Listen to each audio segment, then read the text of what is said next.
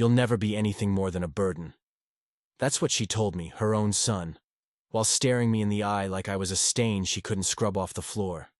I was 17, no job, no father, and no support from the one person who should have believed in me.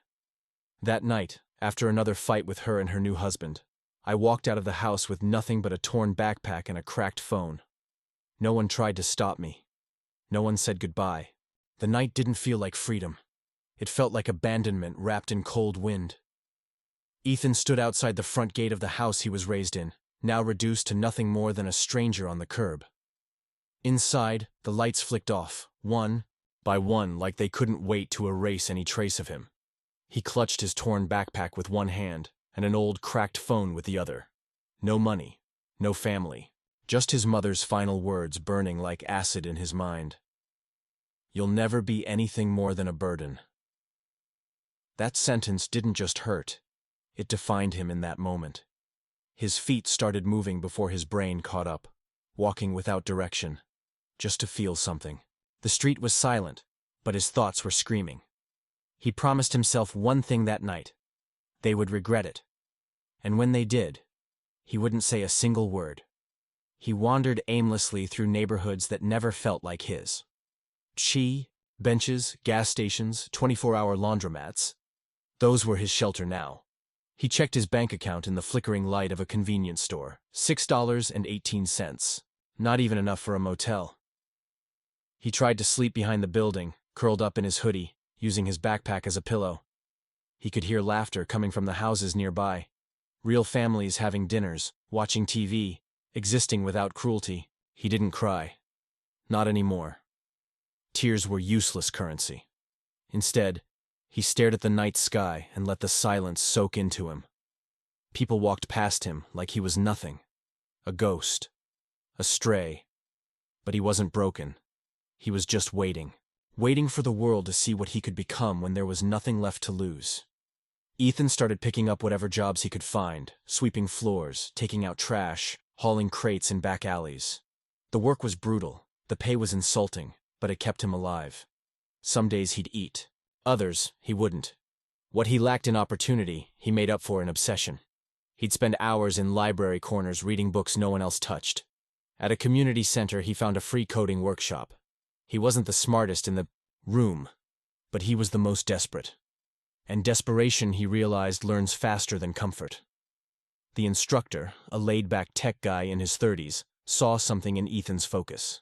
No one else noticed how hard he tried to hide the dirt on his shoes, or how he borrowed power from the wall outlets to charge a broken laptop he'd found in a dumpster. Ethan didn't care how it looked. He just wanted to learn. At night, he'd sit outside cafes with free Wi-Fi, fingers numb from the cold, typing code until sunrise. He used a fake address to get small freelance gigs online. Built websites for coffee shops, small brands, even one for a wedding planner who assumed he was a professional. He wasn't. He was homeless, living out of a storage unit someone gave him access to out of pity, but none of his clients knew, and that's how he liked it. He didn't want sympathy. He wanted silence, so that when he returned, they wouldn't know who he had become until it was too late. Every payment he received went into savings. No splurging, no distractions, just strategy, just revenge. Quiet, slow-burning revenge. Years passed like that. Ethan went from surviving to stabilizing, then scaling. He launched a small tech firm under a fake name, using a virtual office to appear legitimate. Eventually, one of his websites went viral, then another, until he was offered equity in 3 different startups. No one knew the man behind the email signatures was once a teenage dropout sleeping behind dumpsters. He bought his first car in cash, a used sedan, and later traded it for a sleek Audi. But he wasn't done. He wasn't even close. There was still one moment he'd dreamed of for years. The day he'd drive back to the place that kicked him out, in something loud enough to silence them all. Ethan never reached out to his family, not once. He didn't stalk their social media, didn't check birthdays. He buried them the day they buried him. But the vision of that house, of that front door slamming in his face, stayed carved into his mind like a blueprint. Every business call, every sleepless night building systems, every wire transfer, He imagined it echoing in their silence. When he moved into his first luxury apartment downtown, he didn't post a photo. He looked at the city from the 22nd floor, closed the curtains, and opened his laptop. The work never stopped. He didn't want revenge in the form of anger. He wanted impact.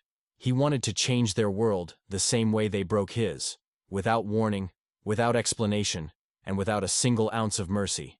His company began to grow faster than he expected. Investors called him a ghost genius, someone who delivered results without showing his face. He liked it that way. Ethan learned to speak the language of money. Short words, fast moves, quiet exits. When a competitor tried to undercut him, he acquired the client before the email was even answered. By 27, he had built a silent empire of digital services under different brand names, all pointing back to one core system: his. He owned offices he never visited, hired people he never met, and funneled profits into real estate under shell corporations. But through it all, one property sat on a private list, untouched, but never forgotten: his childhood home.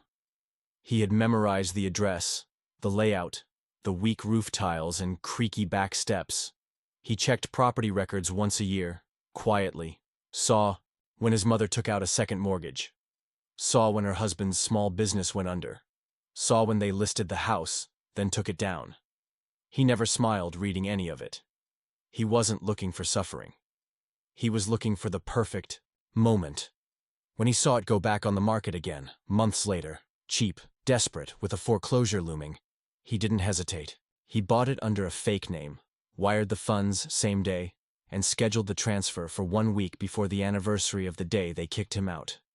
The keys arrived in a white envelope with no return address. He held them for several minutes, not sure whether to laugh, cry, or burn them. But when he stepped into that house again for the first time in over 10 years, everything looked smaller. The walls, once towering and cold, now felt like props on a forgotten stage. He didn't linger. He walked through in silence, stopped in front of the hallway mirror where his mother once called him pathetic, and placed a sticky note on it. One word: owner. Then he left and locked the door behind him, not as a tenant or a child, but as the man they never imagined he'd become. He didn't move in. He didn't renovate it.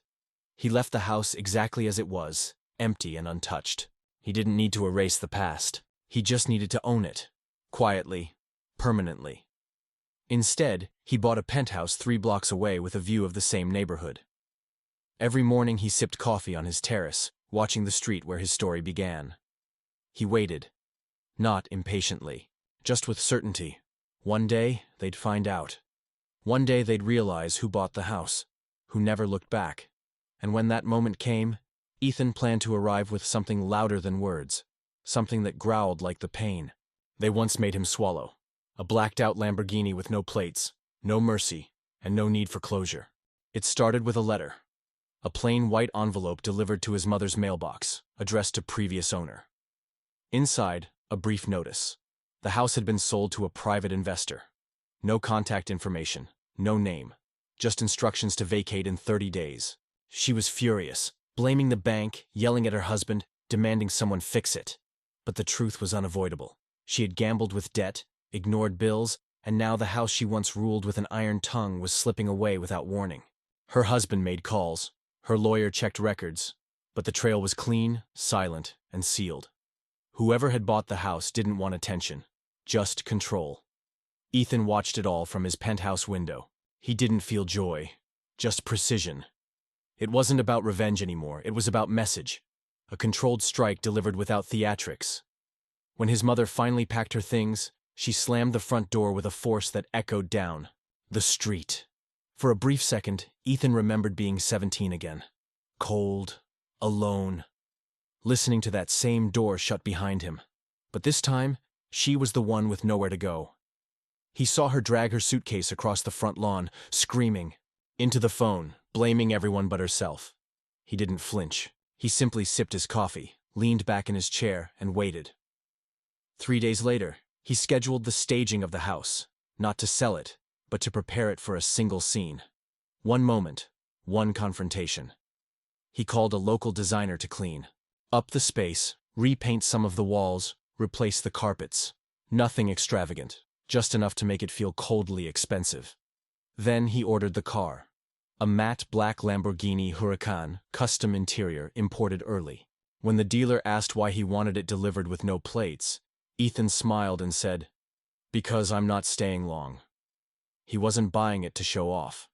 He was buying it to be seen in it by exactly one person. His mother had moved in temporarily, with her sister 2 towns over. Word traveled fast in that kind of family. That someone had bought the house. That it wasn't the bank after all. That whoever it was had paid in full. Some cousins whispered theories. Others blamed fate. No one dared to say what Ethan already knew. They all hoped it wasn't him. Because if it was, they'd have to face the truth. That everything they said about him had aged like milk. That the failure they mocked had grown into something untouchable, something unrecognizable, something they no longer deserved to know. Ethan waited 1 more week, long enough for silence to settle. Then, without a word, he slipped on his watch, grabbed the keys, and walked toward the parking garage. The Lambo purred like a beast at rest, low and confident.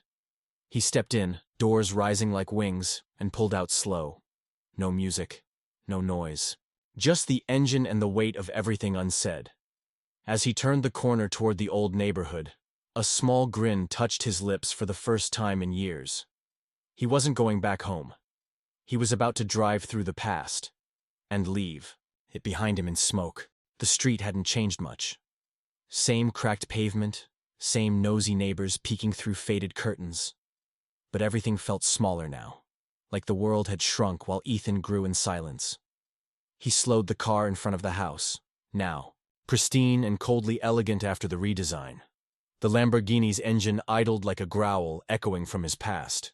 He didn't honk, didn't get out, just sat there, arms relaxed on the steering wheel, sunglasses on, and waited. Within seconds, the door opened. She stepped out. His mother. No makeup, hair tied up, same condescending eyes. But this time, her mouth didn't move. She froze. Her eyes scanned the car, then locked with the figure behind the tinted windshield. Her face twitched. Confusion, suspicion, then something dangerously close to recognition. Ethan didn't flinch. He didn't wave. He didn't blink. He just watched her in silence. That silence stretched longer than any argument they'd ever had. A silence thick with years of neglect, rejection, and things that should have never been said to a child. Her lips parted like she wanted to speak, but no sound came out. Ethan gave the slightest nod. Cold. Controlled. Final. Behind her, the rest of the family started to gather. Her husband, a cousin. Someone whispered his name, but no one dared step closer. The matte black car glistened under the sunlight like a warning. This wasn't just a vehicle. It was a verdict. His presence wasn't loud. It was surgical. They could feel it. All the mocking, all the laughter, all the things they said when they thought he was broken. All of it was parked in their driveway now. And yet, not a single word came from the man who had every right to scream. Ethan just sat there, unmoved. After 1 long minute, he pressed a button. The Lambo's engine roared back to life, and he slowly rolled away. He didn't glance back. Not once. Behind him, his mother stood motionless, hands trembling by her side. Her eyes followed the car until it vanished around the corner like a ghost refusing to haunt. That silence, his silence, was louder than any revenge speech could ever be. It was the kind of silence that makes people rethink everything they ever said. That makes shame settle in deep and rot from the inside out.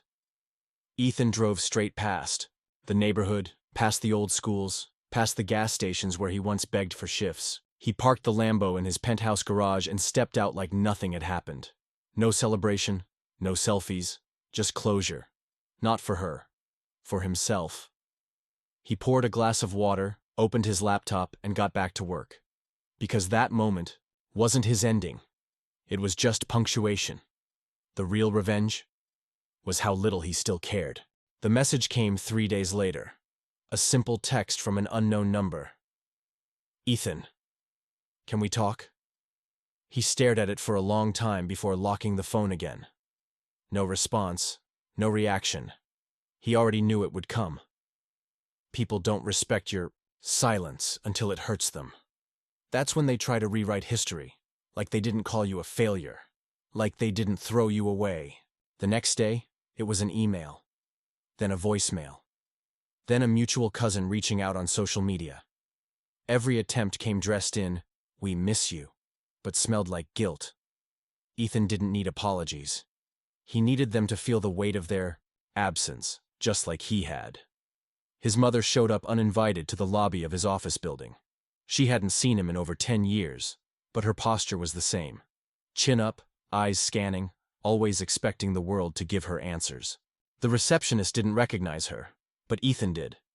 Watching from the security feed upstairs, he saw her pacing, talking fast to the desk staff, using his full name like it still belonged to her.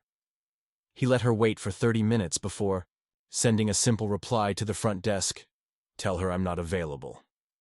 No explanation, no access, just like she gave him when he was 17. Over the next week, the messages turned desperate. "I'm sorry. I didn't mean it like that. You know I was under pressure." But Ethan had learned something powerful in his silence. People only regret what affects them, not what they caused. If she truly felt sorry, she would have said it 10 years ago when he slept behind buildings and starved for 3 days straight. She would have said it before the Lamborghini, before the money, before the power. Now it was just self-preservation disguised as love. And he didn't need love that arrived late and empty. When the media picked up a story about a mysterious tech entrepreneur buying back his childhood home, speculation spread.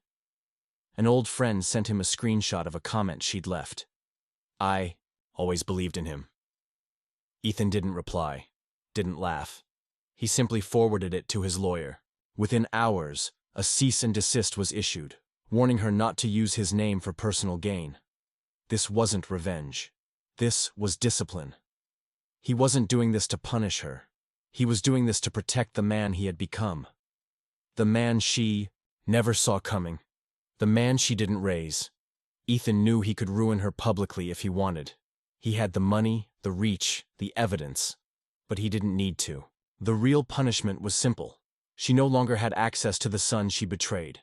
No access to his life, his world, or his victories.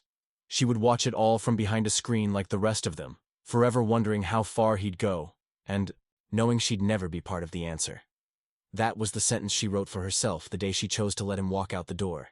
It was never about going back. It was about what he'd leave behind.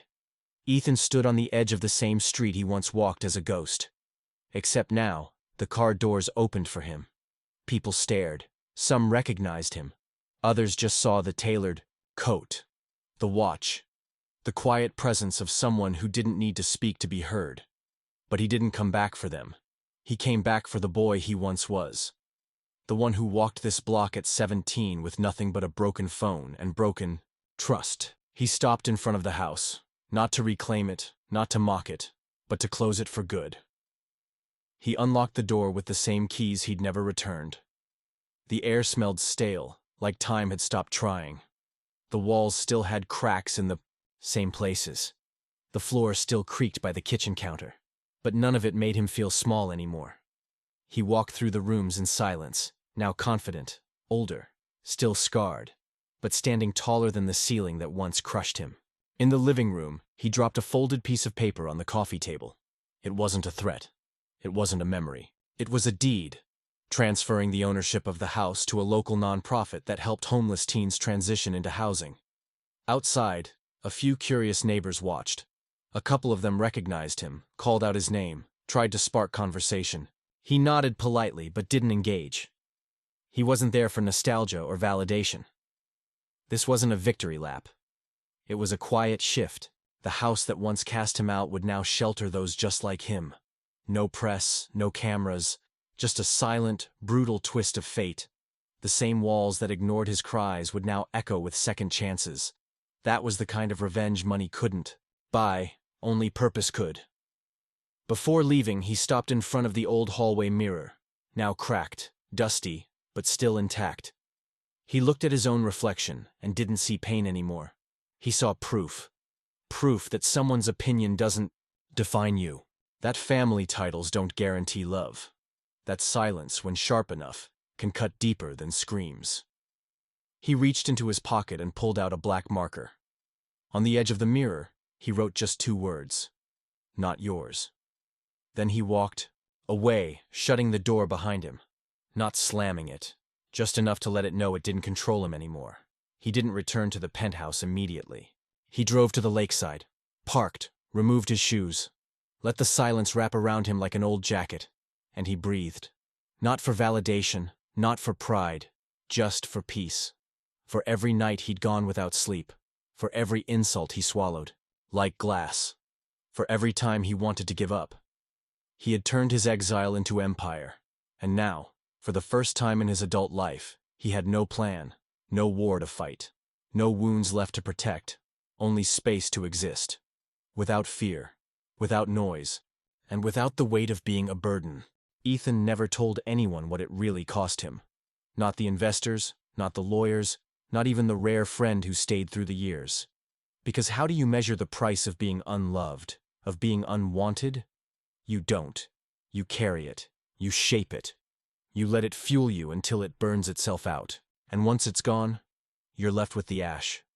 Quiet, weightless, and strangely peaceful. That's what Ethan felt now. Peace. Not joy, not pride, just peace. The kind that comes after you've already buried your ghosts.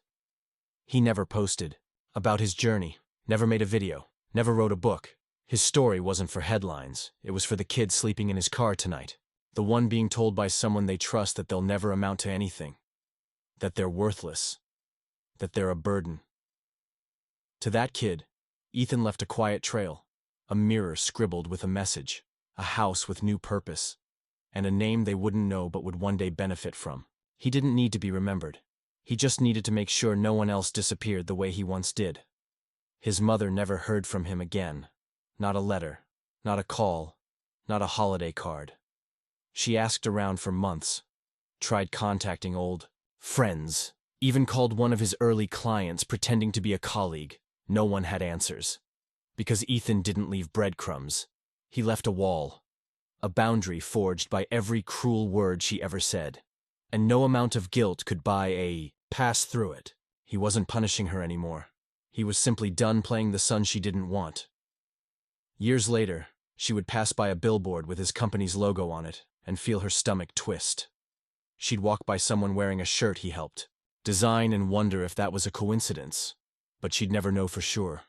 Because her access had expired. Her voice no longer mattered, and her opinion, once a sentence he carried like a chain, was now just background noise in a life too big for her to reach. That was her real punishment, to live long enough to witness the success she once mocked, and not be allowed anywhere near it. Ethan didn't hate her anymore. He didn't need to. He had become everything she swore he couldn't, and more.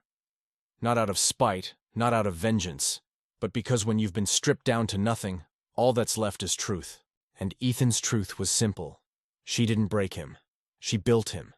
And that was the one thing she never meant to do.